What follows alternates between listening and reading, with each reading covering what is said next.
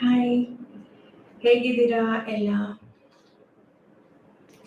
ಅನುವಾಹಿನಿ ಚಾನಲ್ಗೆ ನಿಮಗೆ ಸ್ವಾಗತ. ಇವತ್ತು ಏನು ಬರುತ್ತೆ ಮೆಸೇಜಸ್ ನನಗೂ ಗೊತ್ತಿಲ್ಲ.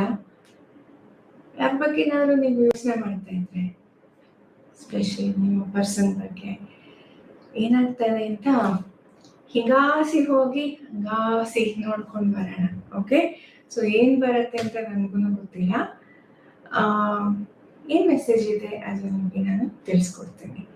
ಸೊ ಈ ಒಂದು ನಾನು ಏನು ಹೇಳ್ತೀನಿ ಅದು ಎಲ್ರಿಗೂ ರೆಸೊನೇಟ್ ಆಗದೆ ಇರ್ಬೋದು, ಎಲ್ಲರ ಲೈಫಲ್ಲೂ ಇದೇ ರೀತಿಯಾಗಿ ಆಗದೆ ಇರಬಹುದು, ಖಂಡಿತವಾಗ್ಲೂ ಆಗೋದಿಲ್ಲ.